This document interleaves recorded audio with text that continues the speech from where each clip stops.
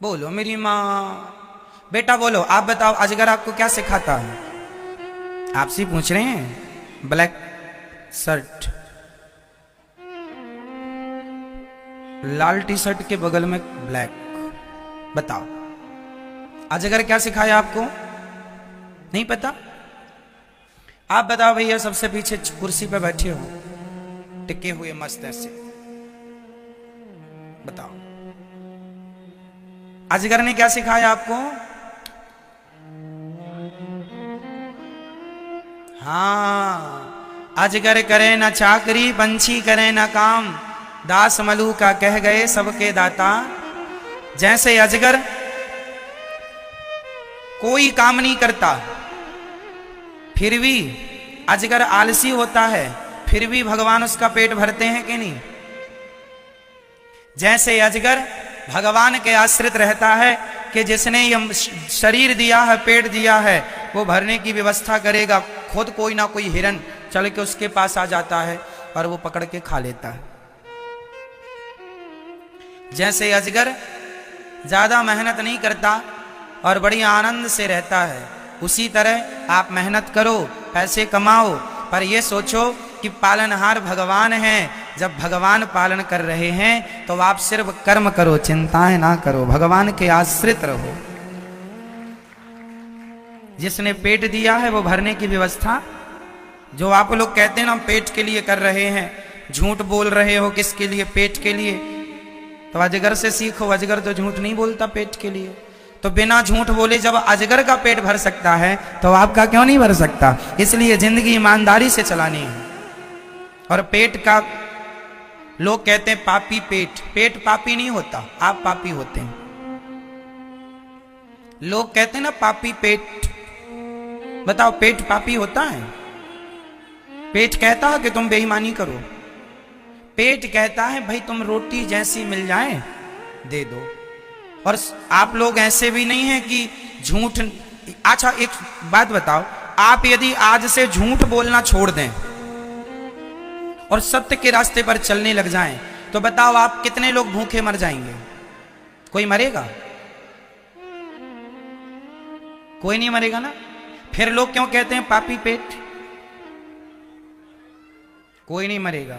सत्य के रास्ते पर चलने वाला आपसे ज्यादा, अभी से ज्यादा और ज्यादा सुखी हो जाएगा जो सत्य के रास्ते पर चलेगा। इसलिए पेट का नाम ले लेके जो तुम बेईमानी कर रहे हो ये बंद करो। ये अजगर से सीखना है ना। वो तो मस्त रहता ना, खाया पिया अपना चकाचक, पड़ा है, कोई फिक्र नहीं। जिसने पेट दिया है वो पेट भरने की खुराक देगा। समुद्र को गुरु बनाया, फटाफट बताओ समुद्र से क्या सीखा आपने? मैया, ओ मेरी मां, बताओ समुद्र से क्या सीखा आप लोगों ने? आप बताओ, आप बताओ बेटा, बताओ। नहीं बताऊंगा, मैं तो नहीं बताऊंगा। बच्चों आप बताओ। समुद्र को गुरु बनाकर हमें क्या शिक्षा मिल रही है? जैसे समुद्र में सबसे ज्यादा पानी है, क्या है? जितना पानी समुद्र के पास है, क्या नदियों के पास है? जोर से। नदियों के पास जरा सा पानी ज्यादा आ जाए तो नदियां गांव डुबाने भागती हैं, तुम्हें डुबा दूंगी मैं। पर समुद्र में इतना पानी है फिर भी वो किसी को डुबाने की कोशिश नहीं करता। समुद्र से ये शिक्षा लो, जैसे समुद्र में सबसे ज्यादा पानी है फिर भी वो शांत है, समुद्र की तरह गंभीर बनो, गंभीर। खूब धन कमाओ, खूब नाम कमाओ, इज्जत कमाओ। कुछ लोगों को पैसा पचता नहीं है, कुछ लोगों को नाम इज्जत शोहरत पचती नहीं है, हैंग हो जाते हैं, पाके घमंडी हो जाते हैं। हाँ या ना? ये कौन लोग हैं? नदी की तरह, जरा सा पानी बढ़ा कि बाढ़ चालू। पर समुद्र में सुनी आपने कि बाढ़, और समुद्र में सुनामी आती है, फिर जब दिखाता है तो फिर शहर के शहर खत्म। इतना पानी समुद्र के पास अभी प्रेजेंट में है कि वह पूरी पृथ्वी को डुबा सकता है पल भर में। नदियों के पास इतना आ जाए तो पता नहीं नदियां क्या करेंगी। इसलिए भगवान हैसियत से ज्यादा किसी को देते नहीं है। आपको भगवान ज्यादा धन नहीं दे रहे हैं, परेशान ना हुआ करो। भगवान ने आपकी हैसियत देख ली है, आप कितने के लायक हैं। जो जितने के लायक हो उसे उतना ही मिलता। तुम पचाने के लायक हो, पचा पाओगे।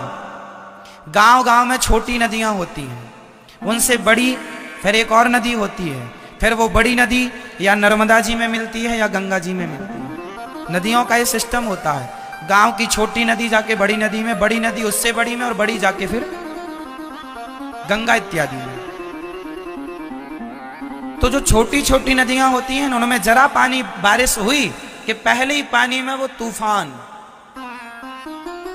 गांव तक घुस गई। बस यही है। जिसे धन ज्यादा मिल जाता है ना, यदि वो गंभीर नहीं है समुद्र की तरह, तो अपनी औकात भूल जाता है। ये वो नदियां हैं, अभी जाके देख लेना सूखी पड़ी हैं, सूख गई, पर जरा पानी आया तो फिर देखो उनका जलवा। ये नहीं कि पानी आ गया तो बचा के रखें, संभालें, गंभीर बने नहीं, उफान मारती हैं और बाकी समय सूखी पड़ी हैं। यही लोग हैं। कभी कभी लोगों के पास कुछ धन नहीं होता और जब आता है ना तो वो फिर पड़ोसी को दिखाते हैं, गाड़ी खरीद के ले आए, है ना, दिखाने लगे हमने ये गाड़ी ली, बंगला। फिर बाद में जब गया खत्म, जस्ट जैसे के तैसे। मौसमी होते हैं ये, मौसमी। क्षुद्र नदी जल भरी तो रही। इसी तरह हमें किसकी तरह बनना है? समुद्र। कितना भी भगवान धनवान बनाए, कितना भी बनाए, पर आपको नम्र होना है। आम का पेड़ झुकता है, बबूल का पेड़ नहीं झुकता, क्योंकि बबूल कांटों से भरा है और आम फलों से भरा हुआ है। जो फलों से भरा है, संस्कारों से भरा है, वो झुकता है। इसलिए जितना धन आवे उतने नम्र हो जाओ, सरल हो जाओ, झुकना सीखो। समुद्र की तरह क्या बनो? जोर से गंभीर। ज्यादा पैसा है फिर भी सादगी से जीवन जियो। कई लोग जरा सा पैसा आया हैंग होने लग जाते हैं। समझ में आ जाता है कि इनकी दौलत अभी नई नई है और इनका ये अकड़ बता रही है कि बहुत जल्दी इनकी ये जो बाढ़ है ना उतर जाएगी, क्योंकि गंभीरता नहीं है पचाने की। उतना खाओ जितना पचा सको, ज्यादा खाओगे तो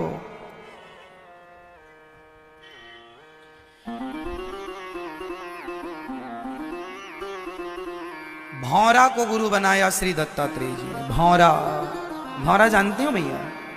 हाँ, भंवरे ने खिलाया फूल फूल को। ये वही भौरा है, भौरा। तो ये भौरे से क्या सीखा आपने? ये मैया टोपा वाली मैया बताएंगी। मैया बताओ मेरी माँ, भौरे से क्या सीखा आपने? कभी देखा है भौरे को? किस कलर का होता है भौरा? हाँ? किस कलर का? हरा कौन कह रहा भाई?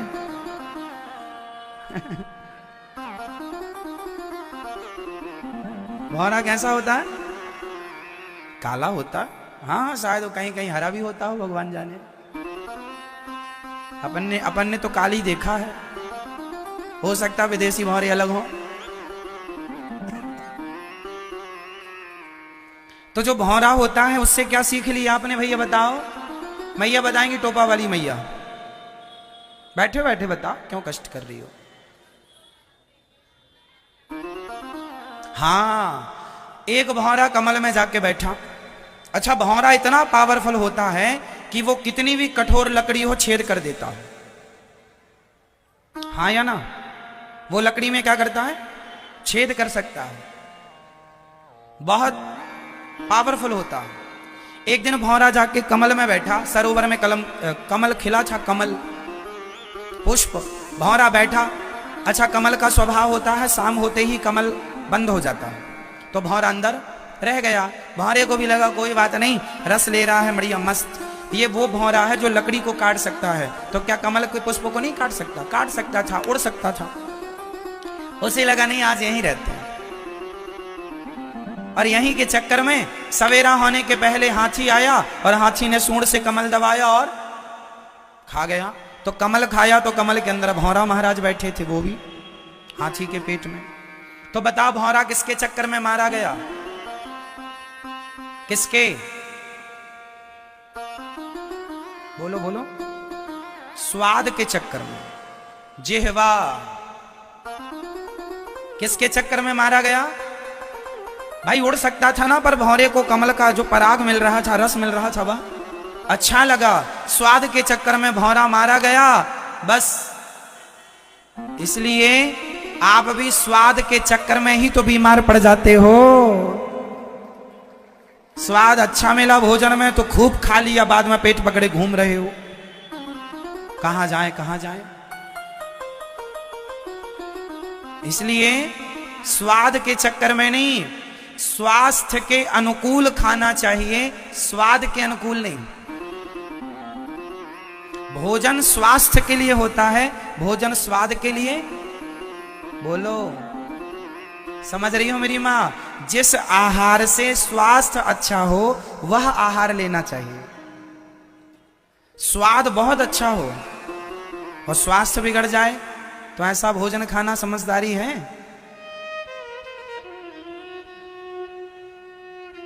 इसलिए किसके चक्कर में नहीं पड़ेंगे आप? स्वाद के, स्वास्थ्य के अनुकूल खाओ, स्वाद के अनुकूल नहीं। कुछ भी मत खाओ। ये हम किससे सीख रहे हैं? भौरा क्यों मरा? स्वाद के चक्कर में। आप भी क्यों परेशान होते हैं? दिन भर कई लोगों के घर में तो खाने पर झगड़ा होता, ये नहीं बनाया, वो नहीं बनाया, ऐसा नहीं बनाया, ऐसा स्वाद नहीं तुमसे भोजन। पति पत्नी में झगड़ा, अरे तुमसे तो कुछ नहीं बनाते आता। मरा जा रहा स्वाद के चक्कर में। पत्नी कितना भी अच्छा बनाए उसे स्वाद ही नहीं आता। बाहर का खा खा के परेशान है। अब बाहर का खाएगा मसालेदार, घर का सादा खाएगा अच्छा ही नहीं लगेगा। तुमसे सब्जी बनाते नहीं आती, तुमसे ये बनाते नहीं आता। और पत्नी रोज यूट्यूब पे देखती है क्या बनाए, क्या बनाए, कैसे बनाए, फिर भी नहीं बनता।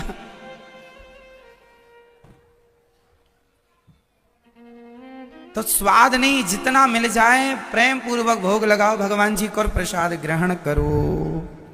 वैसे भोजन में स्वाद होना, सामान्य स्वाद जो घर में अपन लोग खाते हैं अच्छा, वो होना चाहिए। पर जो होटलों में अपन भोजन करते हैं ना, उस स्वाद की बात घर पे नहीं हो सकती, क्योंकि वह बहुत खतरनाक भोजन होता है जो होटलों में आप खाते हैं। उसमें सिर्फ मसाले के सिवा, तेल के सिवा कुछ नहीं होता। वह खाने से जल्दी आदमी बीमार पड़ता है। हाँ या ना? आप शादियों के सीजन में कंटिन्यू 5-6 दिन किसी पार्टियों का भोजन खा लें, 5-6 दिन में ही आप बीमार पड़ जाते हैं। घर की रोटी सालों साल खाएंगे बीमार नहीं पड़ेंगे, क्योंकि घर के भोजन में और बाहर के भोजन में बहुत अंतर है। इसलिए सात्विक भोजन लो। चलो, मधुमक्खी को गुरु बनाया दत्तात्रेय जी ने।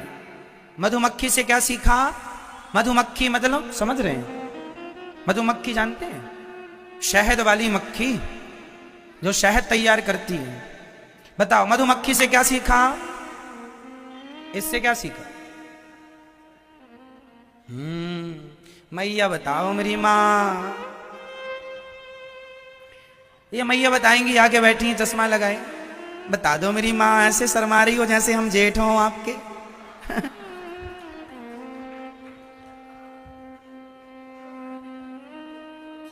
बताओ मेरी मां।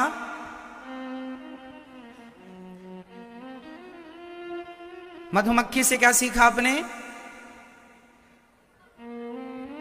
मधुमक्खी से क्या सीखा जरा सुनिएगा।